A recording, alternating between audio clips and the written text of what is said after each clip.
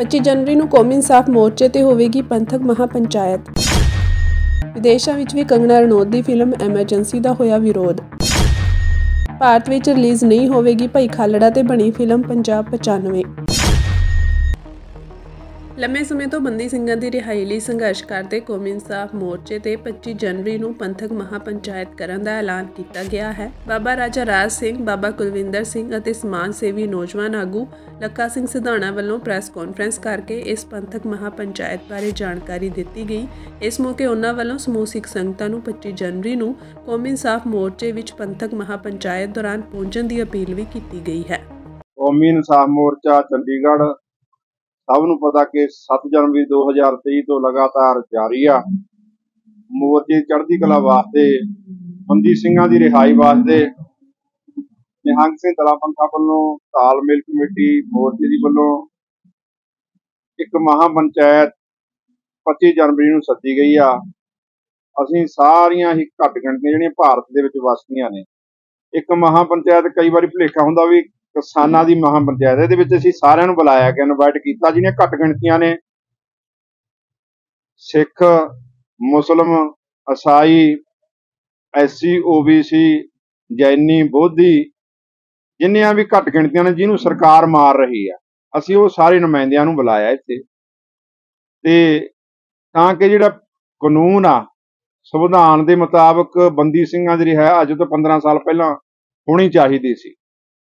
ਕਾਨੂੰਨ ਨੂੰ ਕਿਹਨੇ ਤੋੜਿਆ? ਸਰਕਾਰਾਂ ਨੇ ਤੋੜਿਆ। ਸਰਕਾਰਾਂ ਹੀ ਹੁਣ ਤੋੜ ਰਹੀਆਂ ਨੇ। ਅਸੀਂ ਕਾਨੂੰਨ ਦੇ ਜ਼ਾਬਤੇ ਦੇ ਵਿੱਚ ਹਾਂ। ਇਸ ਕਰਕੇ ਇੱਕ ਅਨੋਖੀ ਮਹਾਪੰਚਾਇਤ 25 ਜਨਵਰੀ ਨੂੰ ਹੋ ਰਹੀ ਆ। ਉਹਦੇ ਵਿੱਚ ਅਸੀਂ ਸਾਰੇ ਹੀ ਜਿਹੜੇ ਭਾਰਤ ਦੇ ਲੀਡਰ ਨੇ, ਇਹ ਬਾਮ ਸੇਫ ਵੱਲੋਂ ਬਾਵਨ ਮੇਸਰਾਮ ਜੀ ਉਹ ਵੀ ਪਹੁੰਚ ਰਹੇ ਨੇ, ਤੇ ਜਿਹੜੇ ਕਿਸਾਨੀ ਮੋਰਚੇ ਦੇ ਵਿੱਚ ਬਹੁਤ ਵੱਡੀ ਸੇਵਾ ਦੀ ਭੂਮਿਕਾ ਨਿਭਾਈ ਜਿਨ੍ਹਾਂ ਨੇ, ਰਾਮ ਸਿੰਘ ਰਾਣਾ ਗੋਲਡਨ ਹੱਟ ਵਾਲੇ, ਉਹਨਾਂ ਨੇ ਵੀ ਪਹੁੰਚਣਾ ਹੈ। ਸਰਕਾਰ ਨੇ ਜ਼ਬਰਦਸਤੀ ਧੱਕੇ ਨਾਲ ਅੰਦਰ ਬੰਦ ਕੀਤੇ ਹੋਏ ਨੇ, ਕਿਉਂਕਿ ਉਹਨਾਂ ਨੇ ਸਜ਼ਾਵਾਂ ਭੁਗਤਣੀਆਂ 30 ਸਾਲ ਹੋ ਗਏ, 35 ਸਾਲ ਹੋ ਗਏ। ਇਸ ਲਈ ਉਹਨਾਂ ਦੀ ਰਿਹਾਈ ਕਰਾਉਣ ਵਾਸਤੇ ਇੱਕ ਵੱਡਾ ਹਮਲਾ ਮਾਰੀਏ। ਆਪਾਂ ਬਹੁਤ ਸਾਰੇ ਮੋਰਚੇ ਚੱਲ ਰਹੇ ਨੇ, ਕਿਸਾਨੀ ਮੋਰਚਾ ਚੱਲਦਾ, ਹੋਰ ਵੀ ਬਹੁਤ ਸਾਰੇ ਚੱਲ ਰਹੇ ਨੇ, ਪਰ ਇਹ ਮੋਰਚਾ 2 ਸਾਲ ਤੋਂ ਲਗਾਤਾਰ ਚੱਲ ਰਿਹਾ। ਸਾਨੂੰ ਸਾਰਿਆਂ ਨੂੰ ਇਕੱਠੇ ਹੋ ਕੇ ਇੱਕ ਆਵਾਜ਼ ਬੁਲੰਦ ਕਰਨੀ ਚਾਹੀਦੀ ਹੈ ਸੈਂਟਰ ਸਰਕਾਰ ਤੱਕ, ਤਾਂ ਕਿ ਉਹਨਾਂ ਦੇ ਗੋਲੇ ਕੰਨਾਂ ਤੱਕ ਇਹ ਮੋਰਚੇ ਦੀ ਆਵਾਜ਼ ਪਹੁੰਚੇ, ਬੰਦੀ ਸਿੰਘਾਂ ਦੀ ਰਿਹਾਈ ਹੋਵੇ। ਮੈਂ ਸਾਰੀਆਂ ਸੰਗਤਾਂ ਨੂੰ ਬੇਨਤੀ ਕਰਦਾ, ਆਓ 25 ਤਰੀਕ ਨੂੰ ਵਹੀਰਾਂ ਕੱਤ ਕੇ ਕੌਮੀ ਇਨਸਾਫ ਮੋਰਚੇ ਦੇ ਵਿੱਚ ਚੰਡੀਗੜ੍ਹ ਪਹੁੰਚ ਕੇ ਹਾਜ਼ਰੀਆਂ ਲਗਵਾਓ, ਇਸ ਮੁਹਿੰਮ ਦਾ ਹਿੱਸਾ ਬਣੋ। ਸਾਡੇ ਕਰਕੇ ਨਹੀਂ ਤੁਸੀਂ ਆਉਣਾ, ਤੁਸੀਂ ਆਉਣਾ ਬੰਦੀ ਸਿੰਘਾਂ ਦੇ ਪਿਆਰ ਵਿੱਚ, ਗੁਰੂ ਗ੍ਰੰਥ ਸਾਹਿਬ ਮਹਾਰਾਜ ਦੀਆਂ ਹੋਈਆਂ ਬੇਅਦਬੀਆਂ ਦਰਦ ਲੈ ਕੇ ਆਉਣਾ। ਜਿਵੇਂ ਸਮੁੱਚੇ ਦਲ ਪੰਥ ਵੱਲੋਂ ਕੌਮੀ ਇਨਸਾਫ ਮੋਰਚਾ ਟੀਮ ਵੱਲੋਂ 25 ਜਨਵਰੀ ਨੂੰ ਕੌਮੀ ਇਨਸਾਫ ਮੋਰਚਾ ਜਿਹੜਾ ਚੰਡੀਗੜ੍ਹ ਦੇ ਵਿੱਚ ਲੱਗਿਆ ਹੋਇਆ, ਜਿਸ ਮੋਰਚੇ ਨੂੰ ਅੱਜ 2 ਸਾਲ ਤੋਂ ਉੱਪਰ ਦਾ ਸਮਾਂ ਹੋ ਗਿਆ, 2 ਸਾਲ ਤੋਂ ਵੀ 10-12 ਦਿਨ ਲੰਘ ਗਏ ਆ, ਲਗਾਤਾਰ ਇੱਥੇ ਬੰਦੀ ਸਿੰਘਾਂ ਦੀ ਰਿਹਾਈ ਨੂੰ ਲੈ ਕੇ, ਹੋਈਆਂ ਬੇਅਦਬੀਆਂ ਨੂੰ ਲੈ ਕੇ ਜਾਂ ਹੋਰ ਮਸਲਿਆਂ ਨੂੰ ਲੈ ਕੇ ਲਗਾਤਾਰ ਇਹ ਮੋਰਚਾ ਸਰਗਰਮ ਆ। ਜਿਸ ਤਰ੍ਹਾਂ ਬਾਬਾ ਰਾਜਾ ਜੀ ਨੇ ਦੱਸਿਆ ਕਿ ਵੱਖ-ਵੱਖ ਦਲ ਪੰਥ, ਘੱਟ ਗਿਣਤੀਆਂ, ਜਿਨ੍ਹਾਂ ਤੇ ਵੀ ਇਸ ਵੇਲੇ ਜ਼ੁਲਮ ਹੋ ਰਿਹਾ, ਉਹ ਸਾਰੇ ਇੱਥੇ ਪਹੁੰਚ ਰਹੇ ਆ। ਅਸੀਂ ਸਮੁੱਚੀ ਸਿੱਖ ਸੰਗਤ ਨੂੰ, ਘੱਟ ਗਿਣਤੀਆਂ ਨੂੰ, ਜਾਂ ਜਿਹੜੇ ਵੀ ਪੀੜਤ ਨੇ, ਸਾਰੀਆਂ ਤਰ੍ਹਾਂ ਨੂੰ ਅਪੀਲ ਕਰਦੇ ਹਾਂ ਕਿ 25 ਤਰੀਕ ਨੂੰ ਇੱਕ ਮਹਾਪੰਚਾਇਤ ਵੱਡਾ ਇਕੱਠ ਇਸ ਕੌਮੀ ਇਨਸਾਫ ਮੋਰਚੇ ਕੀਤਾ ਜਾ ਰਿਹਾ। ਹਮਾ ਕੇ ਪਹੁੰਚੋ। ਪਹੁੰਚਣ ਦੀ ਕਿਉਂ ਲੋੜ ਹੈ?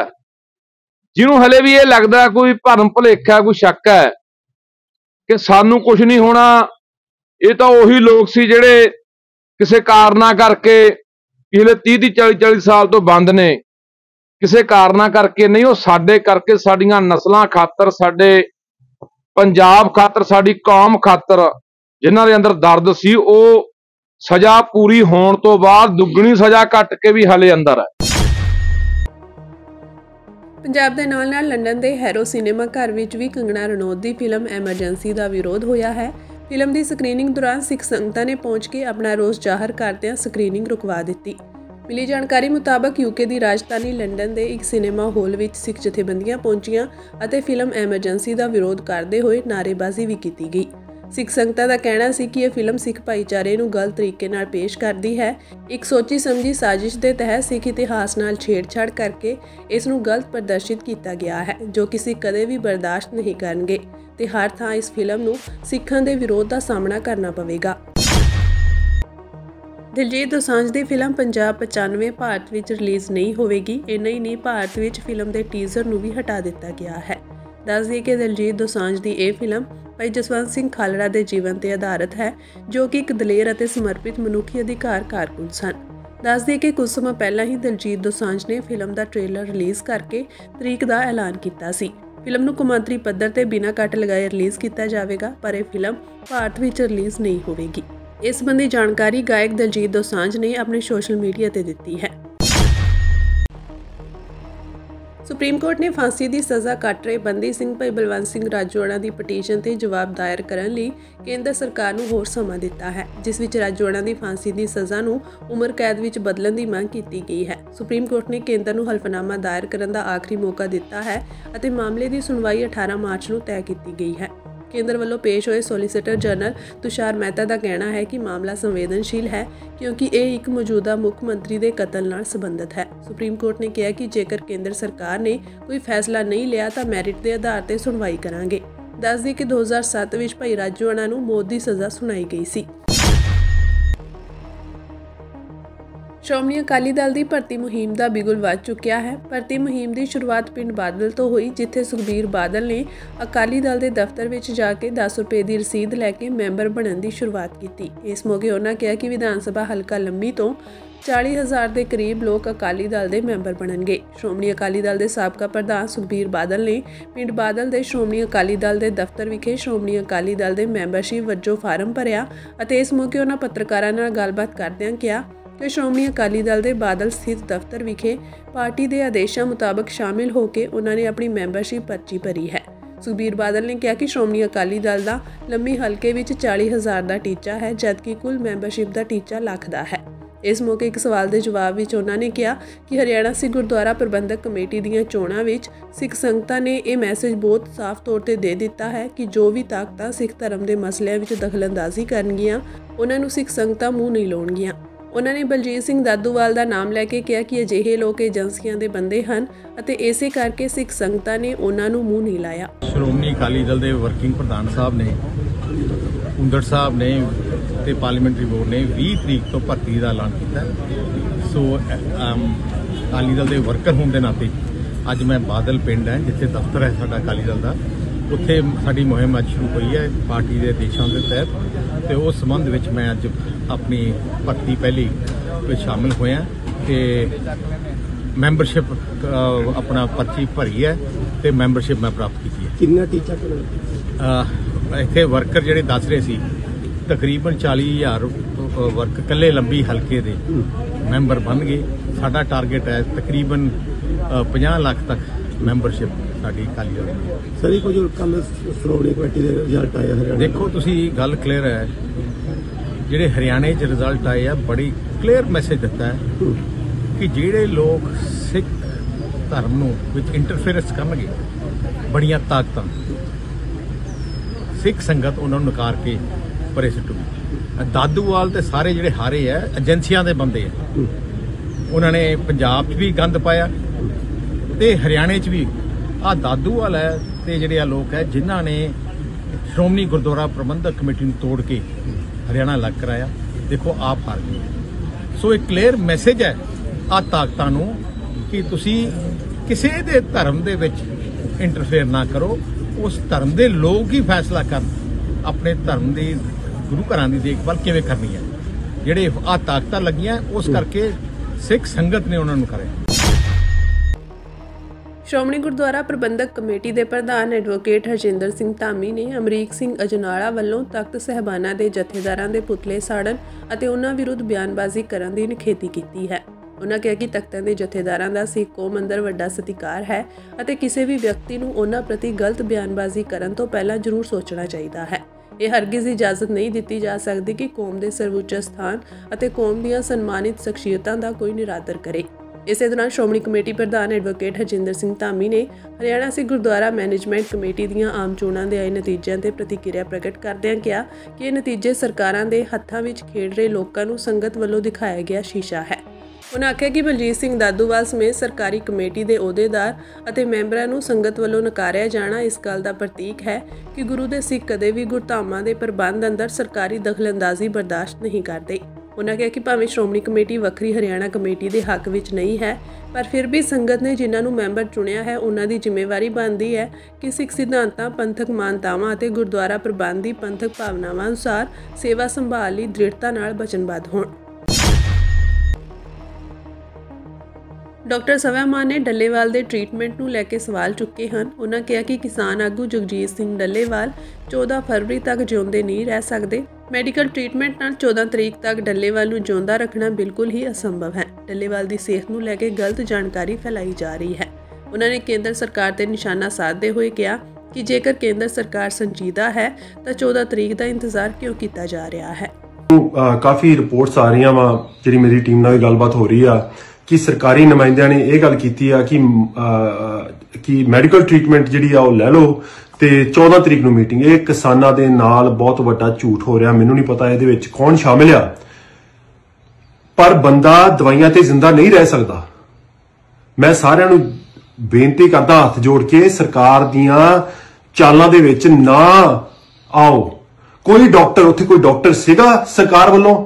ਉਹ ਕਿਹੜਾ ਸਰਕਾਰ ਦਾ ਡਾਕਟਰ ਹੈ ਜਿਹਨੇ ਇਹ ਗੱਲ ਕੀਤੀ ਕਿ ਮੈਡੀਕਲ ਟ੍ਰੀਟਮੈਂਟ ਨਾਲ ਅਸੀਂ ਡੱਲੇਵਾਲ ਸਾਹਿਬ ਨੂੰ 14 ਤਰੀਕ ਤੱਕ ਜ਼ਿੰਦਾ ਰੱਖ ਸਕਦੇ ਹਾਂ? ਐਡਾ ਵੱਡਾ ਝੂਠ ਕਿਸਾਨਾਂ ਦੇ ਨਾਲ ਹੋ ਰਿਹਾ। ਮੈਂ ਸਾਰਿਆਂ ਨੂੰ ਹੱਥ ਜੋੜ ਕੇ ਬੇਨਤੀ ਬਾਤ, ਜੇ ਸਰਕਾਰ ਵਾਕਈ ਸੀਰੀਅਸ ਆ, 14 ਤਰੀਕ ਤੱਕ ਕਿਉਂ ਵੇਟ ਕਰ ਰਹੇ ਆ ਕਿ ਉਹ ਮਰ ਜਾਣ? ਮੈਂ ਹੱਥ ਜੋੜ ਕੇ ਬੇਨਤੀ ਕਰਦਾ ਕਿਸਾਨਾਂ ਨੂੰ, ਇਸ ਚਾਲ ਦਾ ਹਿੱਸਾ ਨਾ ਬਣੋ। ਕੋਈ ਬੰਦਾ ਦਵਾਈਆਂ ਦੇ ਉੱਤੇ ਜ਼ਿੰਦਾ ਨਹੀਂ ਰਹਿ ਸਕਦਾ। ਦਵਾਈਆਂ ਦਿੱਤੀਆਂ ਜਾਂਦੀਆਂ ਵਾ ਜਦੋਂ ਕਿਸੇ ਨੂੰ ਬਿਮਾਰੀ ਹੋਵੇ, ਬਿਮਾਰੀ ਲਈ। ਇਹ ਪਹਿਲੀ ਵਾਰੀ ਇਤਿਹਾਸ ਵਿੱਚ ਹੋ ਰਿਹਾ ਕਿ ਦਵਾਈਆਂ ਦਿੱਤੀਆਂ ਜਾ ਰਹੀਆਂ ਕਿਸੇ ਨੂੰ ਜ਼ਿੰਦਾ ਰੱਖਣ ਲਈ। ਇਹ ਝੂਠ ਬੋਲਿਆ ਜਾ ਰਿਹਾ ਕਿਸਾਨਾਂ ਨਾਲ। ਮੈਨੂੰ ਅਗੇਨ, ਮੈਂ ਕਦੀ ਵੀ ਹਲਚਲ ਦੇ ਵਿੱਚ ਵੀਡੀਓ ਨਹੀਂ ਚਾਹੁੰਦਾ ਸਾਂ ਪਰ ਮੈਨੂੰ ਇੰਨੀਆਂ ਫੋਨ ਆ ਰਹੇ ਆ ਇੰਡੀਆ ਤੋਂ, ਔਰ ਮੈਂ ਇੰਨਾ ਜ਼ਿਆਦਾ ਕੰਸਰਨਡ ਆ ਡੱਲੇਵਾਲ ਸਾਹਿਬ ਲਈ। ਮੈਨੂੰ ਨਹੀਂ ਪਤਾ ਉਹ ਕੌਣ ਲੋਕ ਨੇ ਜਿਹੜੇ ਸਰਕਾਰ ਵੱਲੋਂ ਗਏ ਸੀ ਔਰ ਇਹ ਗੱਲਾਂ ਹੋ ਰਹੀਆਂ ਕਿ ਅਸੀਂ ਦਵਾਈਆਂ ਤੇ ਉਹਨਾਂ ਨੂੰ ਜ਼ਿੰਦਾ ਰੱਖ ਸਕਦੇ ਹਾਂ। ਮੇਰੇ ਡਾਕਟਰ ਕੰਮ ਕਰ ਰਹੇ ਆ, ਕਰਦੇ ਰਹਿਣਗੇ। ਔਰ ਅਸੀਂ ਵੀ ਕਹਿੰਦੇ ਆ ਸਰਕਾਰੀ ਡਾਕਟਰ ਸਾਨੂੰ ਉੱਥੇ ਚਾਹੀਦਾ ਹੁਣ 24 ਘੰਟੇ, ਭਾਵੇਂ ਉਹ ਪੰਜਾਬ ਸਰਕਾਰ ਦਾ, ਭਾਵੇਂ ਸੈਂਟਰ ਦਾ। ਔਰ ਜੋ ਤੁਸੀਂ ਝੂਠ ਵੇਖੋ, ਕਿਸਾਨਾਂ ਦੇ ਬੱਚੇ ਹੁਣ ਪੜ੍ਹੇ ਲਿਖੇ ਆ, ਤੁਸੀਂ ਸਾਡੇ ਨਾਲ ਝੂਠ ਨਹੀਂ ਬੋਲ ਸਕਦੇ। ਤੁਸੀਂ ਕਿਸਾਨਾਂ ਨਾਲ ਫਰੇਬ ਨਹੀਂ ਕਰ ਸਕਦੇ। ਡੱਲੇਵਾਲ ਸਾਹਿਬ ਦੀ ਜ਼ਿੰਦਗੀ ਸਾਨੂੰ ਜ਼ਰੂਰੀ ਆ, ਕਿਸਾਨਾਂ ਦੀ ਜ਼ਿੰਦਗੀ ਸਾਨੂੰ ਜ਼ਰੂਰੀ ਆ। 14 ਤਰੀਕ ਤੱਕ ਉਹ ਕੌਣ ਬੰਦਾ ਵਾ ਜਿਹਨੇ ਕਿਹਾ ਕਿ ਡੱਲੇਵਾਲ ਸਾਹਿਬ ਨੂੰ ਤੁਸੀਂ ਦਵਾਈਆਂ ਤੇ ਜ਼ਿੰਦਾ ਰੱਖ ਸਕਦੇ ਹੋ? ਇਹ ਝੂਠ ਆ। ਲੋਕਾਂ ਨੂੰ ਕਹਿਣਾ ਮੈਂ ਵਾਰਨਿੰਗ, ਆ ਬਹੁਤ ਵੱਡਾ ਝੂਠ ਕਿਸਾਨਾਂ ਨਾਲ ਹੋ ਰਿਹਾ। ਇਹਦਾ ਹਿੱਸਾ ਨਾ ਬਣੋ। ਮੀਟਿੰਗ ਅੱਜ ਹੀ ਚਾਹੀਦੀ ਆ, ਕੱਲ ਚਾਹੀਦੀ ਆ। ਕਿਸਾਨ ਆਗੂ ਜਗਜੀਤ ਸਿੰਘ ਡੱਲੇਵਾਲ ਦਾ ਮੈਡੀਕਲ ਸਹੂਲਤ ਨਾਲ ਮਰਨ ਵਰਤ ਜਾਰੀ ਹੈ। ਉੱਥੇ ਹੀ ਦੂਜੇ ਪਾਸੇ ਕਿਸਾਨ ਆਗੂ ਸਰਵਣ ਸਿੰਘ ਪੰਧੇਰ ਨੇ 21 ਜਨਵਰੀ ਨੂੰ ਕੂਚ ਕਰਨ ਤੇ ਵੱਡਾ ਬਿਆਨ ਦਿੱਤਾ ਹੈ। ਹੁਣ 101 ਕਿਸਾਨਾਂ ਦਾ ਜਥਾ 21 ਜਨਵਰੀ ਨੂੰ ਦਿੱਲੀ ਲਈ ਕੂਚ ਨਹੀਂ ਕਰੇਗਾ। ਇਸ ਤੋਂ ਇਲਾਵਾ ਪੰਧੇਰ ਵੱਲੋਂ ਸ਼ੰਭੂ ਮੋਰਚੇ ਨੇ ਕਿਸਾਨ ਆਗੂ ਜਗਜੀਤ ਸਿੰਘ ਡੱਲੇਵਾਲ ਨੂੰ ਭੁੱਖ ਹੜਤਾਲ ਖਤਮ ਕਰਨ ਦੀ ਅਪੀਲ ਕੀਤੀ ਹੈ। ਉਹਨਾਂ ਨੇ ਕਿਹਾ ਕਿ ਜਗਜੀਤ ਸਿੰਘ ਡੱਲੇਵਾਲ ਭੋਜਨ ਗ੍ਰਹਿਣ ਕਰਨ ਅਤੇ ਤੰਦਰੁਸਤ ਹੋ ਕੇ ਇਹ ਜੰਗ ਲੜਨ। 26 का जो देशव्यापी लाखों ट्रैक्टर जो निकल के आने हैं, लगभग 12 बजे से 1:30 बजे तक, चाहे बड़े कारपोरेट के सैलो मॉल जोन या भाजपा के कार्यालय या घर हो या साइलोस गोदाम हो, वहां 1.5 घंटे तक का कार्यक्रम होगा। उसके बाद मार्च होगा। तो ये कार्यक्रम जो है दोनों फोरमों की ओर से हम लोग अनाउंस कर रहे हैं। इसी के साथ साथ जो हमने घोषणा की थी पैदल दिल्ली कूच के 21 को जता भेजना था 101 किसानों का, जो अब हमने विचार विमर्श किया है केएमएम की टीम ने, और दोनों फोरमों ने जो समझा है इसको हम 26 जनवरी तक सरकार को समय देने के लिए इसको हमने स्थगित किया है। इसका 26 जनवरी के बाद हम लोग निर्णय लेंगे इसके पीछे एक तो जो सरकार ने मीटिंग इतनी, उसका समय ज्यादा ले लिया, और हम जो मेडिकल के आधार पर डॉक्टर स्वयं ने बोला है, उस समय से हम समझते हैं ये हमारी कंडीशन तो नहीं है, लेकिन सरकार से ये मांग है मीटिंग जल्द की जाए और इसका स्थान न्यू दिल्ली होना चाहिए, क्योंकि ये देश के किसान मजदूरों की देशव्यापी आंदोलन का सवाल है, तो वहां इसकी प्लेस होनी चाहिए। जो सरकार की ओर से, सरकार के प्रचार माध्यमों से ये जो बोला जा रहा है कि दिल्ली के जो इलेक्शंस हैं उनका मॉडल कोड ऑफ कंडक्ट लगा हुआ, इसलिए ये मीटिंग लंबी गई। हम कहते हैं भी 8वां पे कमीशन की घोषणा तो आपने कर दी, जिसमें एग्जेक्टो ने लगभग 2 लाख करोड़ का बजट जा रहा है, उसके ऊपर तो कोई आपत्ति नहीं इलेक्शन कमीशन को। तो भाई किसानों से मीटिंग करने में क्या आपत्ति है? अगर कोई घोषणा को लेके दिक्कत होगी उसी दिन, तो इसके बारे में भी विचार कर ले। मनजोत साडे नाल साडे सहयोगी जुड़े ने। मनजोत, इत्थे हुण तस्वीर साफ है कि कल दिल्ली कूच नहीं किया जाएगा। सिख स्टूडेंट्स फैडरेशन के साबका प्रधान और अकाली आगू करनैल सिंह पीर मुहम्मद ने बीते दिन दमदमी टकसाल के एक ग्रुप वालों अकाल तख्त साहिब समेत बाकी जथेदारां के पुतले फूकण ते एतराज़ प्रगट किया है। उन्होंने कहा कि अकाल तख्त महान है, सिख कौम की शान है। उन्होंने कहा कि भाई अमरीक सिंह अजनाला ते उन्होंने कुछ साथियों ने अज श्री अकाल तख्त साहिब के जथेदार ज्ञानी रघबीर सिंह समेत बाकी सिंह साहबाना के पुतले साड़ के बेहद निंदणयोग कार्रवाई की है। श्रोमणी गुरुद्वारा प्रबंधक कमेटी नूं इस शर्मनाक घटना का तुरंत नोटिस लेना चाहिए है ते धार्मिक ते कानूनी कार्रवाई करनी चाहिए है। ये बहुत ही माड़ी शरारत है ते गलत रुझान है जो कि पंथक मर्यादा के बिल्कुल भी अनुकूल नहीं है। विचारां दे वखरेवे होने वखरी गल है, पर अपनी धार्मिक शख्सियतां विरुद्ध इस तरह का कूड़ प्रचार करना, उन्हां दे पुतले बना के साड़ने बहुत ही गलत रुझान है। केंद्र सरकार वालों 14 फरवरी को दिते मीटिंग के सद्दे तो बाद 121 किसानों ने अपना मरण वर्त खोल दिता है, पर किसान आगू जगजीत सिंह डल्लेवाल मरण वर्त जारी रखेंगे। हालांकि इस दौरान उन्होंने मैडिकल सहूलत भी दी जाएगी। इस संबंधी किसान आगुआ ने केंद्र सरकार के अधिकारियों नाल देर रात हुई पूरी गलबात बारे जानकारी दी है। किसान आगू काका सिंह कोटड़ा, बलदेव सिंह सिरसा समेत होरनां ने दस्सिया कि देर रात केंद्र सरकार के वफद वालों डल्लेवाल नाल मुलाकात की गई, जिस दौरान उन्होंने कहा कि केंद्र सरकार डल्लेवाल की सेहत को लैके चिंतित है।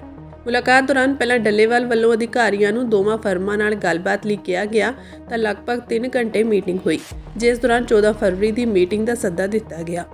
कल दोपहर को केंद्र सरकार की तरफ से सेक्रेटरी रैंक के 2 अधिकारी, एक डायरेक्टर रैंक के अधिकारी एग्रीकल्चर मिनिस्ट्री से और कुछ मिनिस्ट्री ऑफ होम अफेयर्स के अधिकारी और पंजाब गवर्नमेंट के अधिकारियों का एक डेलीगेशन आया। सबसे पहले वो सरदार जगजीत सिंह डल्लेवाल जी से मिलने आए, उनका हालचाल जाना। तो सरदार उन्होंने कहा कि केंद्र सरकार डल्लेवाल साहब आपकी जिंदगी को लेके, आपके स्वास्थ्य को लेके बड़ा चिंतित है। सरदार जगजीत सिंह डल्लेवाल जी ने उनका धन्यवाद किया कि आप 200 किलोमीटर दूर से आके हमारा हालचाल पूछने आए हैं, हमारे लिए चिंता जाहिर करने के लिए आए हैं। उसके बाद जब केंद्र के अधिकारी मांगों के ऊपर बात वो शुरू करने लगे तो जगजीत सिंह डल्लेवाल जी ने कहा कि आप दोनों फोरमों के नेताओं से इस विषय पे बात कीजिए। उसके बाद लगभग 3 से 3.5 घंटे तक कई राउंड की मीटिंग अधिकारियों की और दोनों फोरमों के नेताओं की हुई। उन्होंने अपनी तरफ से एक प्रस्ताव रखा कि 18 फरवरी 2024 को जहां बातचीत टूटी थी, केंद्र सरकार वहीं से बातचीत शुरू करने के लिए तैयार है और एमएसपी समेत 12 मांगों पे चर्चा करने के लिए तैयार है और केंद्र सरकार के मंत्री लेवल के पदाधिकारी और अन्य अधिकारीगण 14 फरवरी को बातचीत करना चाहते हैं। हमारे दोनों फोरमों ने उस चीज को विचारा और हमने ये प्रस्ताव रखा कि यदि केंद्र सरकार सच में जगजीत सिंह डल्लेवाल जी के स्वास्थ्य को लेकर इतनी चिंतित है तो 14 फरवरी बहुत दूर है, इस मीटिंग को जल्दी किया जाए और इस मीटिंग को दिल्ली में किया जाए। उस पे उन्होंने 3 बातें कही। पहला, उन्होंने ये कहा कि 26 जनवरी को रिपब्लिक डे का कार्यक्रम है, तमाम मंत्रालयों के अधिकारीगण और मंत्री उसकी तैयारियों में उनकी ड्यूटियां लगी हुई हैं। दूसरा, 8 फरवरी को दिल्ली चुनाव का नतीजा आएगा, 9 फरवरी तक आचार संहिता लगी हुई है। जब तक आचार संहिता लगी हुई है तब तक केंद्र सरकार यदि मीटिंग में किसी मुद्दे पे सहमति भी अगर बन जाती है तो वो घोषणा नहीं कर सकती कानूनी तौर पे। इसलिए उन्होंने कहा कि 12-13 तारीख को हमारा बजट पूरा हो जाएगा और उससे नेक्स्ट डे हम 14 तारीख को मीटिंग करने के लिए तैयार हैं। उन्होंने वहां पे ये प्रस्ताव रखा, जो हमने निवेदन किया उसके जवाब में उन्होंने ये बात कही। और जहां तक बात दिल्ली में मीटिंग करने की थी, उन्होंने कहा कि एक मीटिंग हम चंडीगढ़ कर ले, उससे अगले राउंड की जो बैठक होगी वो हम दिल्ली करने के लिए तैयार हैं, क्योंकि ये ऑल ओवर इंडिया का मुद्दा है। दोनों फोरमों के नेताओं को साउथ से भी आना पड़ता है।